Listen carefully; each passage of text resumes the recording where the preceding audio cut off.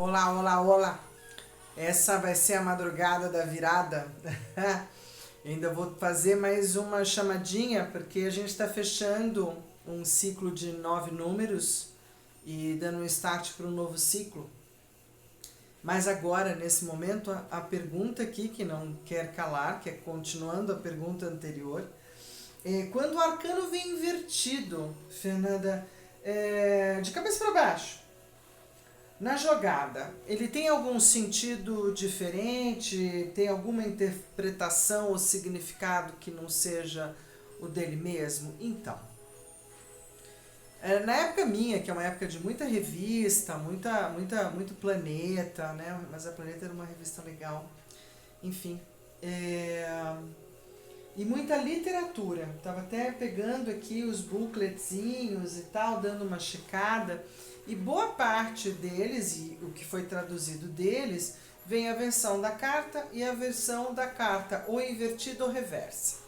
Então havia um certo condicionamento de que se a carta, né, fosse tirada e aparecesse invertida no jogo, a gente tinha que olhar para ela como uma carta negativa, nefasta, e que estaria trazendo um sentido ruim para o jogo.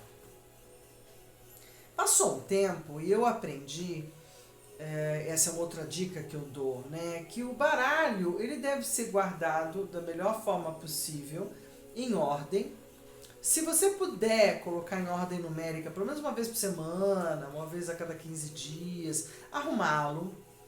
Se todas as cartas ficarem bonitinhas, arrumadas, na hora que você dispõe, ou o jeito que você dá para a pessoa, pode fazer com que ela sempre tire tudo e todas as cartas fiquem invertidas.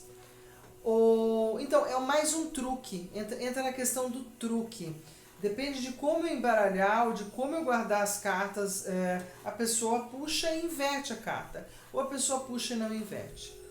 Então isso foi sumindo, tá? Isso foi sumindo da conversa de boa parte dos tarólogos, de boa parte das pessoas que foram percebendo que havia um truque passível de você mexer a carta e assim ser. E aí passou-se a ter uma literatura que já não qualificava esse tipo de aparição como algo, então, nefasto, negativo, ruim ou qualquer coisa assim. Então, se eu guardar o meu baralho todo bagunçado, ou um para cima e outro para baixo, conforme eu mesmo tirar, e dependendo do jeito que eu tire, eu vou estar invertendo a carta. Né? Mesmo não sabendo, claro, porque todo o tarô tem essa vantagem de ter a parte de trás, como no baralho de jogo comum, né? Tudo um igual ao outro. Então só se eu, com o passar do tempo, for tendo marquinhas e manchas, etc., que vão me dando a lembrança, vão me ajudando a memorizar que aquela é uma carta XYZ.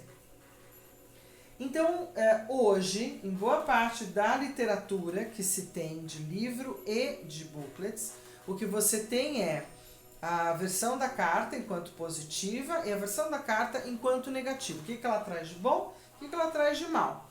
E quando se fala de carta reversa, tem muito mais a ver com as jogadas, com as spreads. Conforme a carta está, aonde ela está, é que é a chave para dizer se é bom ou ruim. Né? Então, nesse olhar do invertido, tinha uma... Como é que eu vou dizer? Como se fosse sei lá, uma tradição, né, que foi morrendo, então, conforme as pessoas foram percebendo que era um uso. Então, por exemplo, se eu aqui, ó, puxar a carta, olha, eu abro, esse baralho tá novinho, vou até aproveitar e falar dele. É um baralho interessante pela sua historicidade, é o tarô renascentista de Giovanni Vaqueta, tem a ver com esse nobre e com a sua criação de desenho de baralho, mas ele foi modernizado para essa edição. Né? Então, por exemplo, ó, eu tô com as cartas assim. Se o baralho tá arrumado, tá todo mundo arrumado aqui, né? Então, o topo da carta é aqui. Então, quando a pessoa puxar, ela vai puxar a carta, ok, se ela puxar, sim. Agora, se eu já colocar na mesa e a pessoa... então vamos lá. Ó, se eu coloco na mesa e a pessoa puxa a carta, sim, inverteu. Tá? Se eu tô com ela na mesa e eu puxo a carta assim, inverteu também. Por quê? Porque eu coloquei agora, nesse momento, todas as pontas para o alto. Então, não faz sentido. Principalmente porque quase toda a literatura de tarô manda você ter um certo respeito com as cartas, de mantê-las em ordem, arrumada, dentro do naipe, né? Bem organizada. Justamente eu acho que por conta disso mesmo. Então, se a pessoa vier aqui e fizer assim, a carta vai sair do jeito. Então, essa inversão é um truque do embaralhamento, do corte, da posição das cartas e como eu entrego para a pessoa, né? Porque depende da pessoa na minha frente. Qual é a posição? Essa pessoa vai poder fazer assim ou vai fazer assado? E aí eu tenho a posição de ponta cabeça ou não de ponta cabeça. Eu, sinceramente, não ligo para isso, tá? Eu tirei depois de principalmente na época do aprofundamento com o seu João, na Gé, a gente entrou nesse debate. E aí, experimentando ao longo do caminho, eu fui percebendo que realmente não faz sentido. Não faz sentido eu dar uma nota negativa para o arcano, menor ou maior, se é uma questão de organizar a carta. Então, eu prefiro continuar olhando para ela como não a coisa do ai, saiu invertida, meu Deus. Então, parou que não rola, né? Ela saiu invertida, a gente arruma ela na hora, no ato. Eu não deixo nenhum arcano ficar invertido, bagunçando o visual da apresentação linda da mesa. Não, faz isso não, tá? Então, assim, aproveitando então esse ensejo, aqui tá, vem uma caixa, vem um livro, né, falando sobre esse tarô. Eu achei até que eu tinha separado o livro pra cá, mas ao que parece, né, de vez em quando eu separo, trago, destrago, levo embora, e acaba acontecendo essas baguncinhas. Não, realmente não trouxe pra cá. Mas ele tem um livreto, não é um livro, não é livretinho, não é isso aqui. Tem um livro. Então, como o Universal... Tarô Universal do Waite, tá? Que você compra, vem o livro, vem a caixa e vem um bom baralho, tá? Um baralho bacana de poder ser usado e é da editora Isis. Bom baralho, bom papel, bom baralho, tá? O do renascentista de Giovanni Vacchetta, ele é do século XIX, quase metade isso. Ele fez um baralho, né? Ele mandou fazer um baralho para ele, que era muito comum na época. Também é da Isis, tá? Mas gozado que o baralho dele é mais plastificado. Então eu não gostei tanto. Mas é um baralho bom também. Bom porque é bonito, tá? Um baralho legal. Os desenhos não são meio moderninhos. É um moderno com velho. Mas ele é bom, tá? Eu acho que assim, é um baralho que dá para recomendar. Contudo, o Giovanni Vacchetta é um baralho baseado no baralho de Marselha. Ai, Fernando, o que é isso, meu Deus? Então, isso significa que ele vem com 22 arcanos maiores, estão todos aqui, louco, temperança, sacerdotisa, mago. Então, os 22 maiores, certo? E que ele vem com 56 menores. Só que os 56 menores, igual ao marselhês, ele vem como 10 de paus desse jeitinho aqui, ó, gente. Dica nenhuma, tá? Não tem cola. Então, deixa eu tirar a realeza da frente. Até tem umas colinhas, mas, ó, 9 de copas. Aí depois 2... Ih, tá aqui trocado. Não, de paus, desculpa. 9 de paus, 2 de paus... Tá? Mas é a apresentação que muitas vezes se tem no velho taroco ou taroque. Aí eu vou aproveitar, então, por exemplo, no ouros, ó, o as de ouros, aí você tem o 2 de ouros, tá vendo? São duas moedas. Aí você tem o 6 de ouros, 6 moedas. Até tem umas pequenas dicas, mas não é tão rico no sentido dos menores da dica iconográfica da Pamela no Waite. Porque o grande legado do Waite, porque que o Waite caiu nas graças e na alegria de toda a Europa da época, era porque tinha imagem, né? Nossa, as cartas menores têm imagem. Então, para decorar é muito melhor, para memorizar é muito melhor. Então, eu tô aqui com um Tarocchini, tá? Esse é um Tarocchini que a minha querida amiga Gabi Caruso me trouxe muito tempo atrás, Schafkopf Tarok. E ela não comprou nem exatamente na Itália, mas é europeu, enfim, trouxe de lá, pra gente entender que é um jogo.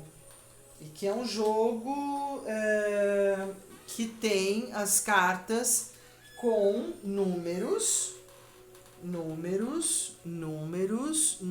como se fossem trunfos, ou um tipo de dominó, mas às vezes tem, desenho, o porco com o cachorro, o cara sentado em cima do barril, tem um rei, tem um lorde, um outro lorde, mais um lorde, né? Então assim, mas assim, ó lá, você tem 10 de taças, 10 de coração, figuras, tá? Esse é um baralho de jogo. Esse baralho de jogo é inspirado, não é mais igual, porque ele foi reduzido, ele não tem 22 maiores, é um baralhinho para jogar Tarok, e ele vai ter só os arcanos menores e nem todos também, tá? Também tem uma divisão específica, acho que é 8, 9, 10, isso, e as figuras. 8, 9, 10 e as figuras é para um certo jogo. Para quem sabe de jogos possíveis assim, sabe que, né, rola jogo. Jogo para divertir, jogo de salão, aquela coisa gostosa. Então, esse foi um que me foi trazido porque eu na época a gente fazia aula juntas e tal, e aí ela foi muito gentil de me trazer aquele, que é um baralho menorzinho, né? O papel é maravilhoso, sabe? Mara. Daquele que escorrega, tão manteiga, que nem esse aqui, ó, é outro. A manteiga é um negócio, na hora de baralhar, né, é prazeroso. E esse é um outro, e é um tal do Piatnik, também é de um outro lugar europeu, também é o Piatnik e o jogo é Tarok. Tá vendo? Então, e aqui também, Tarok. Então ficou o jogo de jogar, o jogo de divertir, o jogo prazeroso. Também tem as figuras aqui mais duplicadas, cavaleiro, rei, tem a rainha, né? Os 4 naipes. E esse daqui ainda traz uma coisa meio com cara de trunfos do tarô no meio da história. Então, esse daqui foi mais surpreendente porque ele tem como se fosse os trunfos. Separando aqui, só que ele não tem 78 cartas, tá? Ele, na verdade, acho que é 50 e poucas. Depois eu pego aqui. E não tem nada a ver, tá? As situações aqui desses 21 arcanos ou cartas são situações do dia a dia. São situações triviais do dia a dia da época. É muito bonito, muito interessante, né? Eu devo dizer que ele tem mais similitude ou parentesco, esses 22 aqui, com o baralho da Madame Lenormand, porque ela mandou desenhar um baralho específico para ela, que pudesse usar para jogo, talvez, imagino que sim, e principalmente para poder falar do futuro do jeito dela. Aí eu guardei, né, porque eu nunca tive muita afinidade, mas eu guardei um velho pequenininho Zingara, muito antigo isso aqui, mas eu guardei com muito carinho, primeiro porque ele tem uma contracapa linda, que é todas as constelações dos astros, eu achei o máximo. E aí sim ele vai ter as cartas do baralho da Madame Lenormand ou o tarô cigano. E que é muito bacana também, porque ele tirou, né? É uma conversa que vem vindo e vem evoluindo para um baralho, então, mais pontual para as coisas do dia a dia, um baralho falando mais das coisas corriqueiras dos humanos, e um baralho que não tentava falar com os deuses, que são os 22 arcanos maiores. Então, isso aqui criou fama, né? É um baralho mais intuitivo, um baralho que algumas pessoas pegam na mão e vão simplesmente falando de acordo com a figura, tá? Hoje tem literatura, também tem booklet e tudo mais. Para mim, eu não consigo fazer uma linguagem, eu não consegui transpor uma linguagem para esse baralho. Guardei os que eu considero interessantes para falar de história, né, e de como as coisas foram se desenvolvendo, e aí aproveitando para apresentar para vocês essa evolução. Para mim é um trato de evolução. Uma parte ficou para o jogo, para diversão, outra parte foi para a leitura intuitiva, de percepção do momento, né? E querendo ou não, eu não saberia nem dizer como falar sim, como falar não. Então eu volto pro meu tarô tradicional. No tarô tradicional a gente tem desde um Marselha assim bem pequenininho de bolso, né? Eu ganhei essa fofura aqui. E aí eu tenho aquela coisa complicada, né? Porque quem mais responde, quem faz mais o dia a dia de uso são as maiores. As maiores estão num saquinho, andam comigo em todo lugar que eu vou, né? Porque quem me deu disse que eu jamais, depois de ganhá-lo, eu poderia dizer que eu estaria sem cartas para responder uma pergunta. Então, eu nunca mais deixei de ter um tarô para responder uma pergunta de quem quer que seja, em qualquer lugar. Certo? Então, assim, eu não vou fazer mais nenhuma diferença, são apresentações. Tem os baralhos que acompanham aquilo que a gente vai estar falando aqui no canal, porque é o que eu sei lidar. Por exemplo, um último que eu ganhei foi esse tarô da bruxa, que tem os 22 maiores e acompanha a iconografia dos 22 maiores com as adaptações para essa visão mais de bruxa, né? De coisas mais da Wicca ou do Halloween, uma coisa um pouco... Mas assim, é fiel ao baralho do tarô.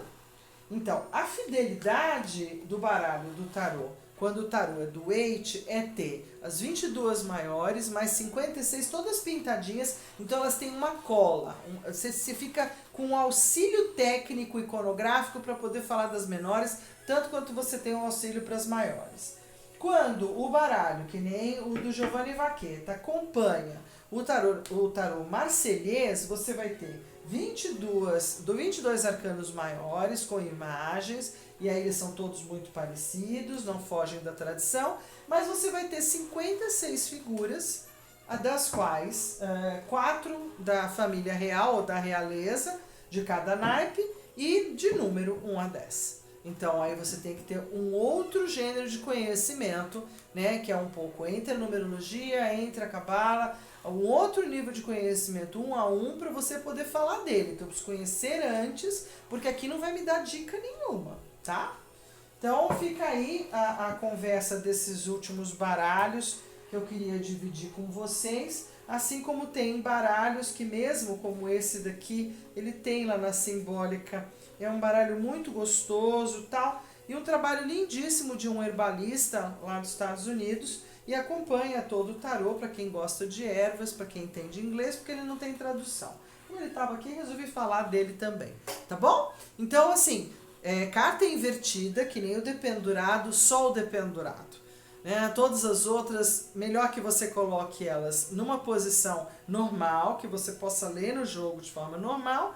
E sim, naqueles locais onde o jogo diz, olha, aqui é ruim, é uma pedra no sapato, problema, dificuldade, aí eu vou ler o arcano como sendo um problema, dificuldade, um negativo, tá? Mas há muito tempo já vem sendo tirado fora essa visão, essa crendice, porque é uma crença de que a carta invertida tem um significado especial e negativo por isso, tá bom? Então dá um like, segue aí o canal e pode cooperar com perguntas, porque ajuda muito. Lembrando que a gente está fazendo a quarentena do tarô, que é um curso assim de flash, para você poder estar começando a manipular as cartas e que já estamos começando a vender lá no meu site o curso do tarô completo no sentido dos arcanos maiores, quer dizer, o primeiro grande módulo, passo a passo, com explicações, bem mais recheado, e depois vai vir a parte 2, tá bom?